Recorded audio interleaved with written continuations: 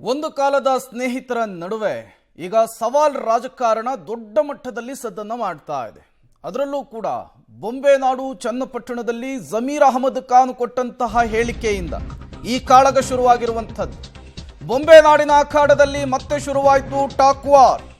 ಜಮೀರ್ ಟೀಕೆಗೆ ಕೊನೆಗೂ ಮೌನವನ್ನು ಮುರಿದಿದ್ದಾರೆ ಕೇಂದ್ರ ಸಚಿವ ಎಚ್.ಡಿ.ಕೆ. ಜಮೀರ್ ಹೇಳಿಕೆಗೆ ಕೊಚ್ಚೆ ಪದ ಬಳಕೆ ಮಾಡಿ ಎಚ್.ಡಿ.ಕೆ ಕೌಂಟರ್ ಅಟ್ಯಾಕ್ ಮಾಡಿದ್ದಾರೆ. ಕೊಚ್ಚೆ ನಾ ಕೆಟ್ಟೆ ಅಂತ ಎಚ್.ಡಿ.ಕೆಗೆ ಜ್ಞಾನೋದಯ ಆಗಿದ್ಯಾವಾಗ? ನಾಲ್ವರ ಸ್ನೇಹದಿಂದ ಕೆಟ್ಟಿದ್ರ ಇನ್ನು ಮುಂದೆ ಹಳೆ ದೋಸ್ತಿ ಹಳೆ ದುಶ್ಮನಿನ? ಕುಮಾರಸ್ವಾಮಿ ಮತ್ತು ನಾಲ್ವರು ದೂರ ಆಗಿದ್ಯಾಕೆ?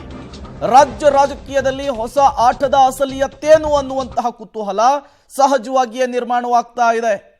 ಎಚ್.ಡಿ. ಕುಮಾರಸ್ವಾಮಿ ಅವರ ವಿರುದ್ಧ ಈ ನಾಲ್ವರು ಮುಗಿಬೀಳೋದು, ಅಟ್ಯಾಕ್ ಅನ್ನು ಮಾಡುವಂತಹದ್ದು ಹೊಸದೇನಲ್ಲ.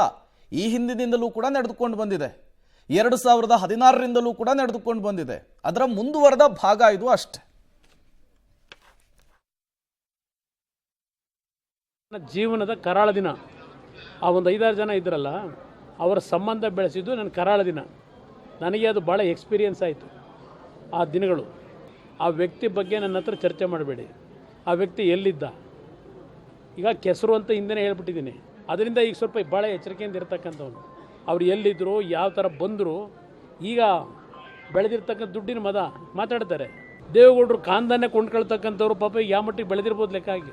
ಕಷ್ಟಪಟ್ಟು ಬಸ್ ಓಡಿಸ್ಬಿಟ್ಟು ಸಂಪಾದನೆ ಮಾಡೋರ ದೇವೇಗೌಡರು ಕಾಂದಾನ ಖರೀದಿ ಮಾಡೋಕ್ಕೆ.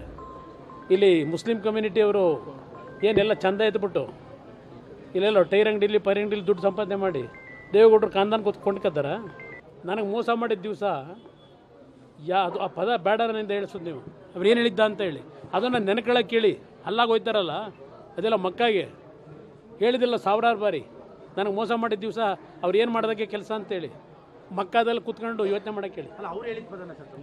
ಅವ್ರು ಹೇಳಿದ ಪದ ನಾನು ನನಗೇನಾದರೂ ಮೋಸ ಮಾಡಿದ್ದಿನ ಅವರು ಏನು ಅದು ನಾನು ಮಾಡಿದಂಥದ್ದು ಅಂತಕ್ಕಂಥದ್ದನ್ನು 1000 ಬಾರಿ ಹೇಳೋರಲ್ಲ. ಮಕ್ಕಾಗೆ ಹೋಯ್ತಾರಲ್ಲ, ಮಕ್ಕದಲ್ಲಿ ಕೂತ್ಕೊಂಡು ಒಂದ್ಸಲ ಧ್ಯಾನ ಮಾಡೋಕ್ಕೆ ಹೇಳಿ. ಇದೇ ವಿಚಾರಕ್ಕೆ ಸಂಬಂಧಪಟ್ಟಂತೆ ಮತ್ತಷ್ಟು ಡೀಟೇಲ್ಸ್ ಅನ್ನು ಕೊಡ್ತಾರೆ ನಮ್ಮ ಪ್ರತಿನಿಧಿ ಮಸೂದ್. ನೇರ ಸಂಪರ್ಕದಲ್ಲಿ ಜಾಯಿನ್ ಆಗಿದ್ದಾರೆ. ಮಸೂದ್, ಎಚ್.ಡಿ. ಕುಮಾರಸ್ವಾಮಿ ಮತ್ತು ನಾಲ್ವರು ಶಿರಸ್ಯ ಕಂಠಸ್ಯ ಅಂತ ಇದ್ದವರು, ಒಬ್ಬರಿಗೊಬ್ಬರು ಆತ್ಮೀಯತೆಯಿಂದ ಬೆಳೆದುಕೊಂಡು ಬಂದವರು, ಈಗ ಪರಸ್ಪರ ವಿರೋಧಿಗಳಾಗಿದ್ದಾರೆ. ದಾಳಿ ಪ್ರತಿದಾಳಿಯನ್ನ ಹೇಳಿಕೆಯ ಮೂಲಕ ಮಾಡ್ತಾ ಇದ್ದಾರೆ. ಈ ಮೂಲಕ ಒಂದು ಸ್ಪಷ್ಟ ಸಂದೇಶ ರವಾನೆ ಆಗ್ತಾ ಇದೆಯಾ ಅಂತೇಳಿ, ರಾಜ್ಯದಲ್ಲಿ ಅಥವಾ ರಾಜ್ಯ ರಾಜಕಾರಣದಲ್ಲಿ ಯಾರೂ ಶಾಶ್ವತ ಶತ್ರುಗಳಲ್ಲ, ಯಾರೂ ಶಾಶ್ವತ ಮಿತ್ರಗಳಲ್ಲ ಅನ್ನುವಂತಹ ಮೆಸೇಜ್ ಕೂಡ ಪಾಸ್ ಆಗ್ತಾ ಇದೆಯಾ, ಹೇಗೆ ಅಂತ ಹೇಳಿ ಮಸೂದ್?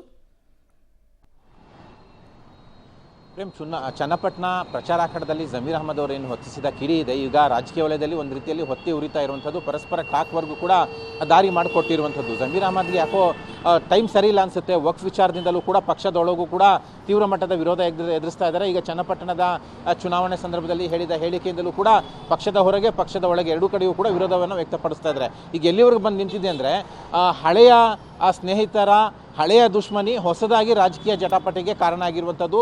ಜಮೀರ್ ಅಹಮದ್ ಅವರು ಸಂಬಂಧಪಟ್ಟಂಥ ಏನು ಹೇಳಿಕೆ ಇತ್ತು, ದೇವೇಗೌಡರ ಖಾನನ್ ಖರೀದಿ ಮಾಡುವಂಥದ್ದು, ಕುಮಾರಸ್ವಾಮಿಗೆ ವರ್ಣ ನಿಂದನೆ ಮಾಡಿರುವಂಥದ್ದು, ಇದಕ್ಕೆ ಸಂಬಂಧಪಟ್ಟಂತೆ ಮುಖ್ಯಮಂತ್ರಿಗಳು ಡಿ.ಕೆ. ಶಿವಕುಮಾರ್ ಅವರು, ಡಿ.ಕೆ. ಸುರೇಶ್ ಅವರು ಡ್ಯಾಮೇಜ್ ಕಂಟ್ರೋಲ್ ಮಾಡುವಂಥ ಪ್ರಯತ್ನ ಮಾಡಿದ್ರು. ಖುದ್ದು ಜಮೀರ್ ಅಹಮದ್ ಅವರು ಕೂಡ ನಾವು ಇಬ್ಬರು ಕೂಡ ಆಪ್ತರಾಗಿದ್ದಂಥವ್ರು, ನನಗೆ ಕುಳ್ಳ ಅಂತಿದ್ರು, ನಾನು ಕರಿ ಅಂತಿದ್ದೆ ಅಂತ. ಆದರೆ ಡ್ಯಾಮೇಜ್ ಕಂಟ್ರೋಲ್ ಯಾಕೋ ವರ್ಕೌಟ್ ಆಗಲಿಲ್ಲ.